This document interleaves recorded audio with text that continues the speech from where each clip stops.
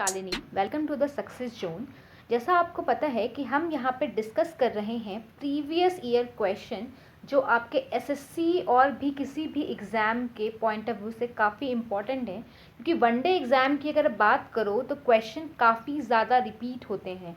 तो रिपीट होते हैं तो प्रीवियस ईयर क्वेश्चन का रेलेवेंस भी बहुत ज़्यादा बढ़ जाता है। तो चलिए डिस्कस करते हैं प्रीवियस ईयर क्वेश्चन। और आपको ये करना है कि जब भी आप स्क्रीन पे कोई क्वेश्चन देखो तो उसका आंसर आप इमेजिन करो या एक कॉपी पे लिख लो, या आप कमेंट सेक्शन में भी लिख सकते हो। और उसके बाद आप अपना स्कोर चेक करो कि आपको स्कोर कितना आ रहा है।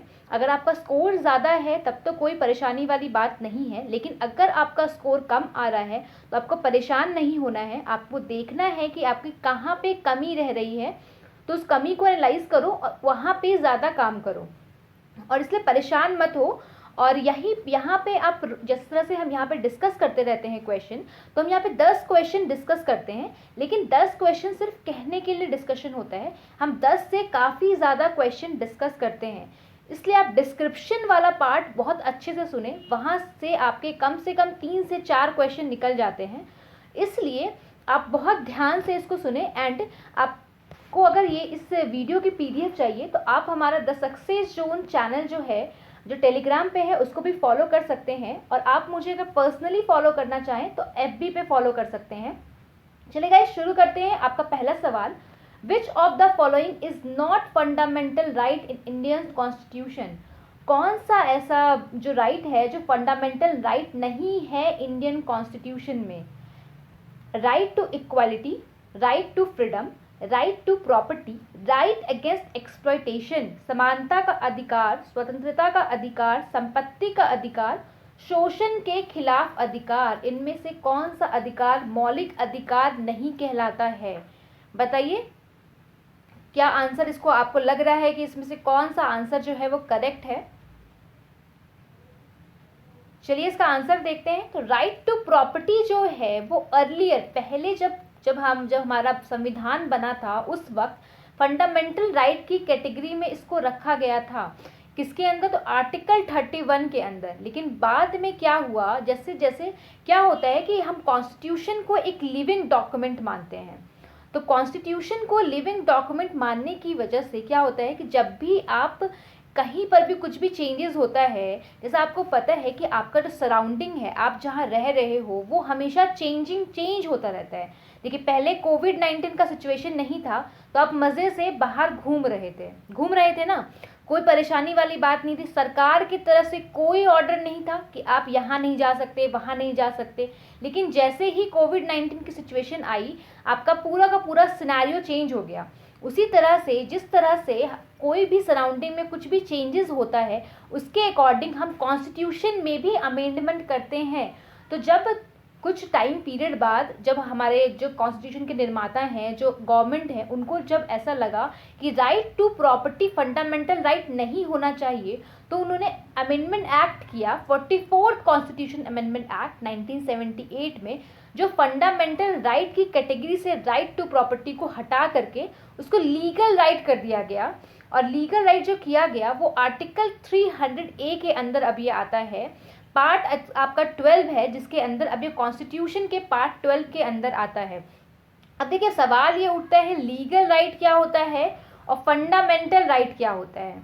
तो लीगल राइट की अगर आप बात करो तो ये ऐसे राइट होते हैं आप जिसको आपका फाइट करने के लिए, मान लीजिए कोई आपका लीगल राइट का हनन कर रहा है, तो डायरेक्ट आप सुप्रीम कोर्ट पे नहीं जा सकते हो अपने लीगल राइट को बचाने के लिए।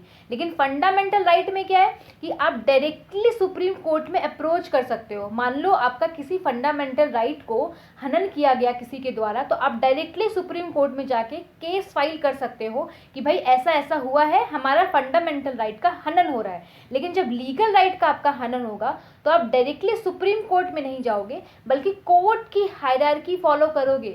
या तो आप सबऑर्डिनेट कोर्ट में जाओगे या हाई कोर्ट में जाओगे, अकॉर्डिंग टू द आपका जो हायरार्की होगा आपके कोर्ट का, आप जहाँ से बिलोंग कर रहे हो, जैसा आपके साथ हो रहा है, जो भी सिचुएशन है, उसके अकॉर्डिंग आपको कोर्ट की हायरार्की फॉलो करनी होगी। तो गाइज, जैसा कि जो आर्टिकल है उससे रिलेटेड जो क्वेश्चन है वो काफ़ी इंपॉर्टेंट होते हैं। आपके किसी भी वनडे एग्जाम में आर्टिकल से रिलेटेड क्वेश्चन पूछता ही पूछता है। तो आज जो आपका ये जो वीडियो है सिर्फ पॉलिटी का क्वेश्चन हम यहाँ डिस्कस कर रहे हैं, पर आपको अगर ये आर्टिकल का क्वेश्चन अगर अच्छा लग रहा है तो जब हम मिक्स क्वेश्चन डिस्कस किया करेंगे तो एक क्वेश्चन हम आर्टिकल का क्वेश्चन ज़रूर अपना डिस्कस कर लेंगे, ताकि आपका आर्टिकल साथ के साथ आपको लर्न होता जाएगा। चलिए नेक्स्ट क्वेश्चन देखते हैं। When was the right to information enacted in India? Right to information कब इनैक्ट किया गया इंडिया में? तो 15 अगस्त 2005 में किया गया, 15 मार्च 2005 में किया गया, 15 जून 2005 में किया गया और 15 जुलाई 2005 में किया गया। तो बताइए कब किया गया राइट टू इंफॉर्मेशन को इंडिया में इनैक्ट कब किया गया था? भारत में सूचना का अधिकार कब लागू किया गया? 15 अगस्त 2005, 15 मार्च 2005, 15 जून 2005 और 15 जुलाई 2005। तो इसका आंसर है आपका 15 जून 2005 को राइट टू इंफॉर्मेशन एक्ट को लागू किया गया और ये फोर्स में आया था, मतलब ये पूरी तरह से आपके देश में लागू कर दिया गया था 15 अक्टूबर 2005 में। इसको लीगली फोर्स कर दिया गया था कि लोगों को इसको फॉलो करना होगा।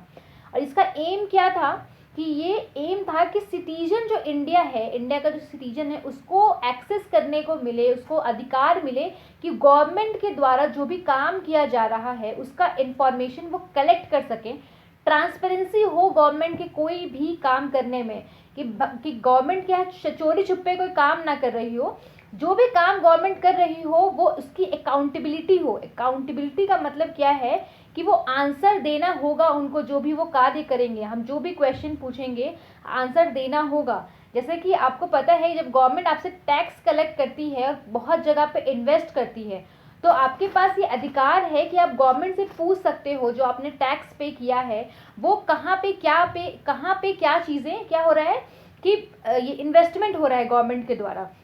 जैसे कि कोविड-19 की सिचुएशन की वजह से गवर्नमेंट ने क्या किया था, एक फंड ऑर्गेनाइज किया था। उस फंड का नाम आप अभी कमेंट सेक्शन में बताओ। और उस फंड के बारे में ये जो लोग थे, जो नॉर्मल जो पब्लिक थी, उन्होंने उसके बारे में इंफॉर्मेशन मांगी। तो इसी क्या बोलते हैं आप, राइट टू इंफॉर्मेशन के एक्ट के तहत ही मांगी थी कि आप बताइए कि आप जो है इन्वेस्टमेंट कहाँ कर रहे हैं जनता के पैसे को। तो गवर्नमेंट ने कहा था कि ये राइट टू इंफॉर्मेशन के अंदर नहीं आता है, लेकिन ये भी कंट्रोवर्सी का केस चल रहा है क्योंकि ये राइट टू इंफॉर्मेशन के अंदर कैसे नहीं आता है। जनता का ही पैसा है, गवर्नमेंट का पैसा तो है नहीं, तो गवर्नमेंट को जवाब तो देना चाहिए, अकाउंटेबल तो है गवर्नमेंट। तो चलिए क्या कर सकते हैं, देखते हैं गवर्नमेंट क्या जवाब देती है। तो नेक्स्ट क्वेश्चन देखते हैं। Which of the following appointments are not made by president of India? कौन सा अपॉइंटमेंट है जो प्रेसिडेंट ऑफ इंडिया के द्वारा नहीं किया जाता है? ऐसी कौन सी नियुक्ति है जो भारत के राष्ट्रपति नहीं कर सकते हैं? Speaker of Lok Sabha, chief justice of India, chief of air force और चीफ ऑफ आर्मी। तो बताइए इसका आंसर क्या है? लोकसभा के अध्यक्ष, भारत के मुख्य न्यायाधीश, वायु सेना प्रमुख और सेना प्रमुख। तो बताइए इनमें से कौन सा ऐसा जो है जो आपको सुटेबल आंसर लग रहा है? देखिए जो अपॉइंटमेंट वाला क्वेश्चन है ना वो पूछ ही लेता है कि ये किसके द्वारा अपॉइंट होता है, प्रेसिडेंट क्या अपॉइंट कर सकता है, प्राइम मिनिस्टर क्या अपॉइंट कर सकता है, चीफ जस्टिस ऑफ इंडिया किसको ओथ दिलाते हैं। तो ऐसे ऐसे जो क्वेश्चन है ना ये फ्रिक्वेंटली आस्क्ड क्वेश्चन है आपके वनडे एग्जाम में। पॉलिटी में ये सब क्वेश्चन ज़्यादा पूछते हैं, तो आपको ये सब चीज़ों का याद रखना है। चलिए इसका आंसर देखते हैं। जिसका आंसर है ए आपका, स्पीकर ऑफ लोकसभा को प्रेसिडेंट अपॉइंट नहीं करता है। तो देखते हैं कौन अपॉइंट करता है। तो चीफ जस्टिस ऑफ इंडिया है और chief of all 3 defence forces हैं, इंडियन आर्मी, नेवी, एयरफोर्स, ये सब अपॉइंट किए जाते हैं प्रेसिडेंट के द्वारा। लेकिन स्पीकर ऑफ लोकसभा वो अपॉइंट नहीं किए जाते हैं, रेदर ही और she is elected by newly constituted Lok Sabha. मान लीजिए लोकसभा जब ऑर्गेनाइज होती है तो लोकसभा में अपने ही बीच में किसी एक बंदे को चूज कर लिया जाता है जो कि लोकसभा का स्पीकर कहलाता है। तो वो जो है उसका अपॉइंटमेंट प्रेसिडेंट के द्वारा नहीं होता है, मेंबर के बीच में ही उसको चूज किया जाता है। देखिए अपॉइंट कर रहा है इसका मतलब क्या है, वो चुन के नहीं है, डायरेक्ट प्रतिनिधि नहीं होगा, उसको अपने से अपने इच्छा के अनुसार प्रेसिडेंट क्या करें, अपॉइंट कर रहे हैं। यहाँ के इलेक्ट होते हैं, आपको ये शब्दों का ध्यान रखना है, ये इलेक्ट किए जाते हैं ना कि अपॉइंट किए जाते हैं। चलिए नेक्स्ट देखते हैं। According to the Indian constitution the vacancy in the office of president of India shall be filled within. जो इंडियन कॉन्स्टिट्यूशन की जो वैकेंसी है जो प्रेसिडेंट की पोस्ट की, वो कब तक कितने समय के दौरान फील हो जानी चाहिए, भर जानी चाहिए? 1 मंथ के दौरान, 6 मंथ के दौरान, 3 मंथ्स के दौरान, 1 ईयर। तो बताइए इसका ऑप्शन आपको क्या लग रहा है कि सुटेबल आंसर है इसका? तो इसका ऑप्शन है आपका ऑप्शन बी, 6 मंथ के दौरान जो है वो जो प्रेसिडेंट की जो वैकेंसी है वो फील हो जानी चाहिए, जिस दिन से वो पोस्ट खाली हुई है उसके 6 महीने के अंदर। चलिए नेक्स्ट क्वेश्चन देखते हैं। क्वेश्चन नंबर 5 है ये आपका। Article 60 of the Indian constitution refers to election of the president of India, oath of the president, impeachment of the president और वाइस प्रेसिडेंट ऑफ इंडिया। तो बताइए आर्टिकल 60 जो है इंडियन कॉन्स्टिट्यूशन का वो किस चीज़ को दर्शाता है? Election of president of India, election Bharat के राष्ट्रपति का चुनाव, राष्ट्रपति की शपथ, राष्ट्रपति का महाभियोग और भारत के उपराष्ट्रपति। बताइए क्या आपको लग रहा है आर्टिकल 60 क्या दर्शाता है? देखिए आर्टिकल वाला क्वेश्चन बहुत इंपॉर्टेंट है। अभी हमने यहाँ पे 2 आर्टिकल डिस्कस किए हैं। एक राइट टू प्रॉपर्टी के बारे में डिस्कस किया जो आर्टिकल 31 में आता था, लेकिन बाद में इसको हटा के लीगल राइट बना दिया गया। और नेक्स्ट जब अब अभी हम बात कर रहे हैं आर्टिकल 60 की, वो किसके बारे में बात करता है? तो ये वो ओथ ऑफ ए प्रेसिडेंट के बारे में बात करता है कि भारत के जो प्रेसिडेंट हैं उनके ओथ के बारे में बात करता है कि उसका जो ओथ है वो कौन दिलाएगा। तो according to this article oath of a president जो है वो एडमिनिस्टर किया जाएगा, किसके देख रेख में किया जाएगा? तो चीफ जस्टिस ऑफ इंडिया के देख रेख में जो प्रेसिडेंट हैं उनको ओथ दिलाई जाएगी, उनको शपथ दिलाई जाएगी। और अगर चीफ जस्टिस ऑफ इंडिया अगर नहीं है अवेलेबल, किसी कारणवश वो नहीं आ पाए ओथ दिलाने के लिए, तो उनकी जगह पे जो भी सुप्रीम कोर्ट में सीनियर मोस्ट जज होंगे उनके द्वारा इनको जो ये प्रेसिडेंट हैं उनको ओथ दिलाया जाएगा। चलिए नेक्स्ट क्वेश्चन देखते हैं। Who organise the election process for the post of president of India? Election process का जो है वो कौन ऑर्गेनाइज करता है प्रेसिडेंट ऑफ इंडिया के पोस्ट के बारे में? तो vice president of India, election commission of India, chief justice of India, attorney general of India. तो बताइए कौन करता है, कौन ऑर्गेनाइज करता है आपका election process president of India का? तो जो इसका election commission of India organise करता है आपका पोस्ट जो है, जो प्रेसिडेंट की का जो पोस्ट की जो वैकेंसी आई है उसके लिए जो इलेक्शन होना है वो आपका कराएगा इलेक्शन कमीशन। तो कौन से आर्टिकल के अंदर आता है? तो आर्टिकल 324 के अंदर इस बारे में बात होती है कि इलेक्शन कमीशन ऑफ इंडिया के सुपरिटेंडेंस में, उनकी देख रेख में, उनके डायरेक्शन में जो भी है वो ऑर्गेनाइज कराया जाएगा इलेक्शन आपका प्रेसिडेंट ऑफिस के लिए, वाइस प्रेसिडेंट के लिए, पार्लियामेंट के लिए, legislature of every state, her state के लेजिस्लेचर के लिए।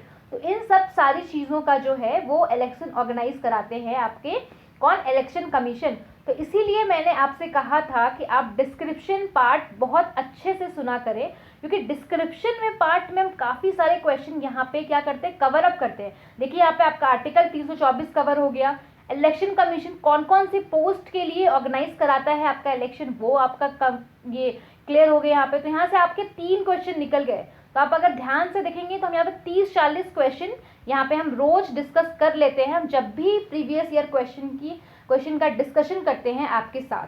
चलिए नेक्स्ट क्वेश्चन देखते हैं। How many members can be nominated for both house of parliament by the president? तो बताइए राष्ट्रपति द्वारा संसद के दोनों सदनों के लिए कितने सदस्यों को मनोनीत किया जा सकता है? 16 सदस्यों को, 10 सदस्यों को, 12 सदस्यों को और 14 सदस्यों को। बताइए कितने सदस्यों को राष्ट्रपति के द्वारा मनोनीत किया जा सकता है? तो जो है 14 सदस्यों को राष्ट्रपति के द्वारा मनोनीत किया जा सकता है, नॉमिनेट किया जा सकता है। मतलब ये चुन के नहीं आते हैं, भारत के राष्ट्रपति अपने इच्छा अनुसार इनको नॉमिनेट करते हैं। और आउट ऑफ दिस ये जो 14 में जो है उसमें से 12 जो सदस्य होते हैं वो नॉमिनेट किए जाते हैं राज्यसभा में, और जो 2 सदस्य आपके बच गए वो एंग्लो इंडियन कम्युनिटी के होते हैं जो नॉमिनेट किए जाते हैं लोकसभा में। अब बात ये आती है कि एंग्लो इंडियन कम्युनिटी क्या है भाई, ये क्या हो गया? तो ये जो कम्युनिटी है ये ऐसी कम्युनिटी है जो जिसके की जो बच्चा है वो उसके पिता जो है वो ब्रिटिशर्स है, यूरोपियन जगह से बिलोंग करते हैं, यूरोप के नागरिक हो, लेकिन जो उनकी जो वुमेन है वो इंडिया से बिलोंग करती हो, तो मतलब मिक्स है दो आपके नस्ल का। तो माता पिता जो है एक उसमें से ब्रिटिशर्स होने चाहिए, पिता ब्रिटिशर होने चाहिए, माता इंडियन होगी तो चलेगा। तो एंग्लो इंडियन, उनके जो बच्चे होते हैं वो एंग्लो इंडियन कहलाते हैं। तो जब कॉन्स्टिट्यूशन बना था तो ऐसा लग रहा था कॉन्स्टिट्यूशन निर्माता को कि एंग्लो इंडियन कम्युनिटी को सही तरीके से जो कॉन्स्टिट्यूशन में है वो जगह देनी बहुत ज़रूरी है, इसलिए ये 2 मेंबर को नॉमिनेट करने का प्रचलन चलाया गया था। चलिए नेक्स्ट क्वेश्चन डिस्कस करते हैं। Who is supreme commander in chief of defence forces of country? Defence minister, prime minister, senior of all 3 forces of president. देश के रक्षा बलों के प्रमुख कमांडर कौन है? बताइए कौन होता है देश के रक्षा बलों के प्रमुख कमांडर? रक्षा मंत्री होते हैं, प्रधानमंत्री होते हैं, तीनों में से वरिष्ठ ताकतों, सीनियर ऑफ ऑल 3 फोर्सेस, जो भी इस तीनों में जो भी सीनियर इंसान होगा वो इस देश का मतलब चीफ ऑफ डिफेंस फोर्सेस का चीफ बनेगा, डिफेंस फोर्सेस का बेसिकली चीफ बनेगा, या फिर प्रेसिडेंट बनेगा। बताइए क्या आंसर है? तो इसका आंसर है आपका प्रेसिडेंट। प्रेसिडेंट जो होगा वो डिफेंस फोर्सेस का चीफ बनेगा। तो वही बोला गया है according to the provision under article 53। तो 53 आर्टिकल के अंदर प्रेसिडेंट ऑफ इंडिया जो है सुप्रीम कमांडर कहलाएंगे in chief of defence forces of union of India. Defence forces in India include, अब डिफेंस में क्या इंक्लूड होता है? आर्मी, नेवी और एयर फोर्स। तो तीनों के तीनों आपके जो फोर्स हैं वो इंक्लूड हो जाते हैं, और इन सब का जो चीफ कमांडर होता है वो होते हैं प्रेसिडेंट हमारे। ठीक है, आपको इस बात का बिल्कुल ध्यान रखना है। तो आपको अगर इसकी पीडीएफ चाहिए, देखिए आप जब ये क्वेश्चन पढ़ते हो तो आपको रिवीजन करने के लिए इसकी पीडीएफ होनी बहुत ज़रूरी है। तो आपको पीडीएफ चाहिए तो आप द सक्सेस जोन के आप टेलीग्राम चैनल पे जाके इसके पीडीएफ को डाउनलोड कर सकते हो। आप हमें फॉलो कर सकते हो द सक्सेस जोन पे। अगर आप मुझे फॉलो करने चाहें तो आप, मेरा भी एक चैनल है द बंसल ट्यूटोरियल, आप उस पर भी मुझे फॉलो कर सकते हो। वहाँ पे हम हिस्ट्री के बारे में ब्रीफ डिस्कशन ले रहे हैं, तो जिसको भी हिस्ट्री पढ़ना है, किसी एग्जाम की तैयारी कर रहा है, तो आप बंसल ट्यूटोरियल में जाके फॉलो कर सकते हो, या आप मुझे फेसबुक पे भी पर्सनली फॉलो कर सकते हो। कोई डाउट हो, कुछ पूछना हो आपको, तो आप मुझसे डायरेक्टली कनेक्ट रह सकते हो। तो हम यहाँ नेक्स्ट क्वेश्चन देखते हैं। Who appoint and dismiss the gazette officer of the union government? कौन अपॉइंट करता है और डिसमिस करता है? कौन केंद्र सरकार के अधिकारी को जो गजेट ऑफिसर होते हैं उसको क्या करता है? अपॉइंट भी कर सकता है, उसको नियुक्त भी कर सकता है, और उसको नौकरी से भी निकाल सकता है। The president of India, the prime minister of India, the home minister of India, the finance minister of India. तो बताइए कौन ऐसा इंसान है जिसको इतनी पावर दी गई है कि वो केंद्र सरकार के जो अधिकारी हैं, गजेट ऑफिसर हैं, उनको नौकरी से निकाल सकता है और उसको रख भी सकता है? क्या लगता है आपको किसको दी गई होगी? प्रेसिडेंट को दिया गया होगा, या प्राइम मिनिस्टर को, या होम मिनिस्टर को, या फिर फिनेंस मिनिस्टर को? तो देखिए जो होम मिनिस्टर है वो तो देखिए होगा नहीं, क्योंकि इतना बड़ा पोजीशन नहीं दिया जाएगा। ना ही फिनेंस मिनिस्टर हो सकता है। प्रेसिडेंट और प्राइम मिनिस्टर से एक हो सकता है। तो देखिए प्राइम मिनिस्टर नहीं होगा, क्योंकि प्रेसिडेंट जो है उसके नाम पे ही सारे जितने भी ऑर्डर हैं उनके नाम पे ही लिए जाते हैं। भले इनको रबड़ स्टैंप बोला गया है, लेकिन जो जितने भी काम होते हैं वो इनके नाम पे ही किए जाते हैं, भले पीछे से प्राइम मिनिस्टर का हाथ होता है। तो अपॉइंट और डिसमिस कौन कर सकता है? तो प्रेसिडेंट ही कर सकता है अपॉइंट और डिसमिस। तो वही है, president is the executive head of union of India. Executive head इसलिए बोला गया है क्योंकि इनके नाम के अंदर ही, इनके द्वारा ही, इनके नाम से ही जितने भी ऑर्डर होते हैं गवर्नमेंट के वो पास किए जाते हैं। जितने भी इम्पोर्टेंट अपॉइंटमेंट होते हैं इंडिया में वो किए जाते हैं प्रेसिडेंट ऑफ इंडिया के तहत। मोस्ट ऑफ देम, जितने इसमें से बहुत ज़्यादा लोग जो होते हैं वो रिमूव किए जाते हैं प्रेसिडेंट के ऑफिस से, and some of them hold the office, और कुछ लोग ऑफिस होल्ड करते हैं प्लेजर ऑफ प्रेसिडेंट, प्रेसिडेंट के खुशी से। मतलब प्रेसिडेंट खुश रहेंगे तो उनको ऑफिस होल्ड करने देंगे, नहीं रहेंगे तो निकाल देंगे। ऐसा बस लिखा गया है, लेकिन ऐसा कुछ होता नहीं है। प्रेसिडेंट के नाम पे आपके प्राइम मिनिस्टर का ज़्यादा चलता है, तो gazetted official of union government are appointed, appoint भी किए जाते हैं, डिसमिस भी किए जाते हैं। ये याद रखना है आपको, ओनली सिर्फ प्रेसिडेंट के द्वारा, कोई और नहीं कर सकता है इनको अपॉइंट और डिसमिस। तो आज का आपका आखिरी सवाल है, a presidential ordinance can remain in force, एक राष्ट्रपति अध्यादेश कब तक लागू रह सकता है। जैसे आपको पता है कि प्रेसिडेंट क्या होते हैं, ऑर्डिनेंस लागू करते हैं, अध्यादेश लागू करते हैं जब आपका पार्लियामेंट का सेशन नहीं चल रहा होता है, वो किसी कारणवश उसको खत्म कर दिया जाता है या वो सेशन नहीं बैठ रहा होता है। देखिए, रूल्स और रेगुलेशन हमेशा चाहिए कंट्री को सही तरीके से चलाने के लिए। तो अगर पार्लियामेंट काम नहीं कर रही है, रूल्स रेगुलेशन नहीं बन पा रहे हैं, तो कोई तो ऐसा होना चाहिए जो इनके जगह पर कुछ समय के लिए रूल्स रेगुलेशन बना सके।